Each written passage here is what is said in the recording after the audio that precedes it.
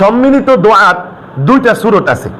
একটা হচ্ছে, এক সূরত হচ্ছে যে অনেকগুলো লোক একত্রিত হয়ে তারা সবাই যার যার মতো করে দোয়া করবেন, এটা এক পদ্ধতি।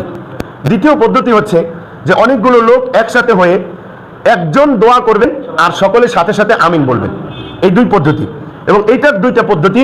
এটা হচ্ছে দোয়া করার জন্য, দোয়া করার উদ্দেশ্যেই সবাই একত্রিত হবেন, অথবা অন্য কোনো কাজের জন্য একত্রিত হয়ে ওই কাজের শুরুতে অথবা শেষে দোয়া করবেন।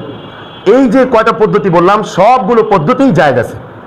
উদাহরণ যদি দিই, তাহলে আমরা যে নামাজে সূরা ফাতিহা পড়ি, জেহরি কেরাত বিশিষ্ট নামাজে আমরা যখন সূরা ফাতিহা পড়ি, যখন ইমাম ওয়ালাদ-দাল্লিন বলে তখন আমরা কি বলি?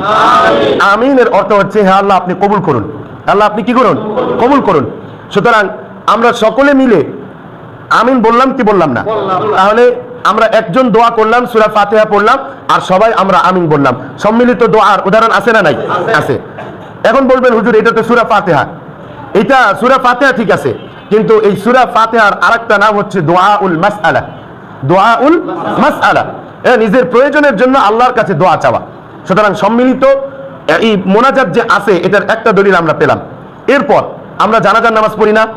জানাজার নামাজ যদিও এটা নামাজ, কিন্তু মূলত এটা হচ্ছে দোয়া। এজন্য জানাজার পরে আর কোনো দোয়া নেই।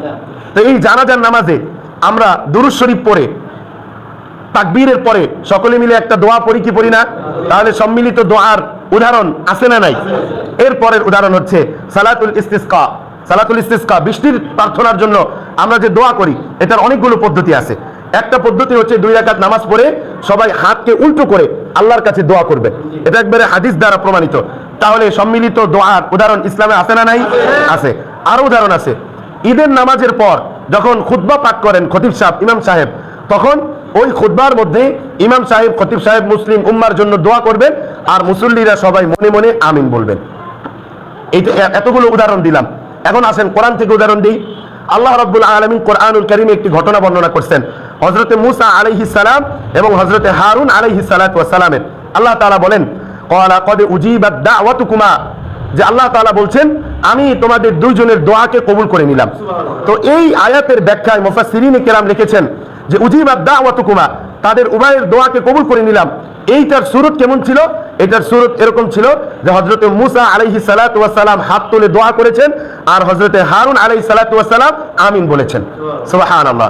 এজন্য দোয়া সম্মিলিত মোনাজাতের উদাহরণ আছে না নাই? এরপরে আসেন হাদিস। আল্লাহ রাসূল সাল্লাল্লাহু আলাইহি ওয়াসাল্লামের একজন সাহাবী ছিলেন যাকে বলা হতো মুস্তাজাবুদ দাওয়া। মুস্তাজাবুদ দাওয়া মানে হচ্ছে যার দোয়াকে কবুল করা হয়। সুবহানাল্লাহ বলেন। তিনি যুদ্ধে যাওয়ার আগে আল্লাহ রাসূল বললেন, এক সাহাবী বললেন যে তুমি দোয়া করো, কেননা আমি রাসূল সাল্লাল্লাহু আলাইহি ওয়াসাল্লামকে এই কথা বলতে শুনেছি যে লা ইয়াজতামিউ মালাউন ইয়াদউ বা'দুহুম ওয়া ইউআমিনু সাইরুহুম ইল্লা আজাবাহুমুল্লাহ। বলেন সুবহানাল্লাহ। আল্লাহ রাসূলকে আমি এই কথা বলতে শুনেছি যে কোন জায়গায় যদি একটা দল একত্রিত হয়, এর মধ্যে যদি একজন দোয়া করে আর বাকি সবাই যদি আমিন বলে, তাহলে ওই দোয়াটা আল্লাহ তাআলা অবশ্যই কবুল করে নেন। তাহলে সম্মিলিত দোয়ার উদাহরণ আমরা পেলাম নাকি পেলাম না?